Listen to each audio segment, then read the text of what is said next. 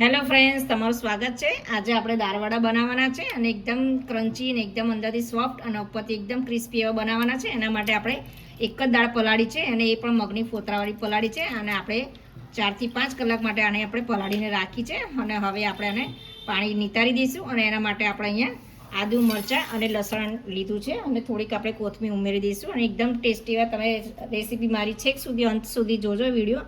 એકદમ તમારે જો સોફ્ટ ના થતા હોય તો આ વિડીયો તમારે જરૂરથી દેખજો. તો ચલો આપણે પાણી કાઢીને તૈયાર કરી દઈશું ખીરું. પહેલાં પાણી આપણે બિલકુલ રાખવાનું નથી અને આવી રીતે મિક્સર જારમાં આપણે લઈને આવી રીતે કચરી જ ક્રશ કરવાની છે. બહુ વધારે સોફ્ટ એકદમ ખીરું નથી બનાવવાનું, પ્લસ માઇનસ કરતું રહેવાનું છે.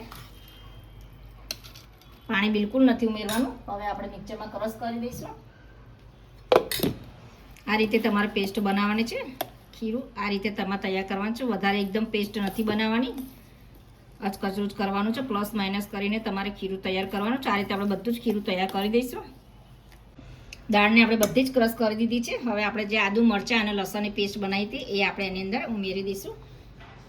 થોડીક આપણે એને કોથમીર નાખી દઈશું અંદર અને આપણે દાળ ઉપરથી થોડી એક વાટકી જેવી રાખી છે, જેથી ઉપરથી બહારથી એકદમ ક્રિસ્પી અને અંદરથી એકદમ સોફ્ટ થાય. એના માટે આપણે એક વાટકી દાળ પલાળીને રાખી મૂકી દી, એ પણ આપણે કાઢી દઈશું અને હવે બધું જ આપણે મિક્સ કરી દેવાનું છે. અને હવે મીઠું પણ નાખી દઉં જોડે જોડે. મીઠું નાખીને આપણે બધું ક્રશ કરી દઈશું.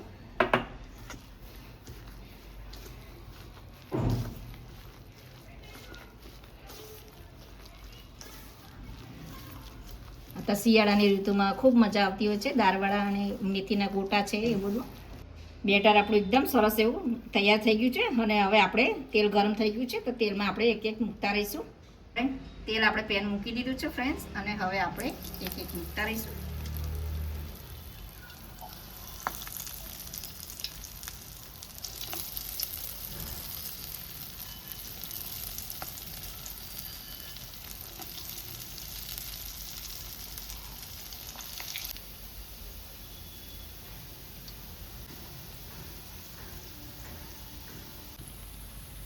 તેલ એક વખત ગરમ થઈ જાય એટલે ફ્રેન્ડ્સ તમારે ગેસની ફ્લેમ એકદમ ધીમી કરી દેવાની છે, જેથી અંદર કાચા ના રહે અને બહારથી એકદમ ક્રિસ્પી થશે અને અંદરથી એકદમ સોફ્ટ બનીને તૈયાર થઈ જશે.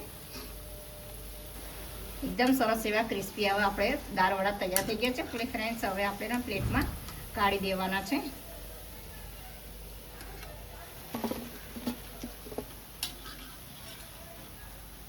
ગરમા ગરમ મરચાં હોય અને તળેલા અને ગરમા ગરમ વડા સાથે ડુંગળી સાથે બહુ જ ખૂબ જ મજા આવે છે. તો ફ્રેન્ડ્સ આપણા દાળવડા એકદમ સોફ્ટ એવા બન્યા છે. અંદરથી તમને હું તોડીને બતાવી દઉં કે બહારથી એકદમ ક્રિસ્પી અને અંદરથી એકદમ સોફ્ટ બનીને તૈયાર થઈ ગયા છે. તમને મારી આ રેસીપી પસંદ આવે તો લાઇક, શેર અને સબસ્ક્રાઈબ જરૂરથી કરજો અને બાજુમાં બેલ આઇકનને પ્રેસ કરજો, જેથી મારી નવી નવી રેસીપી મળતી રહે.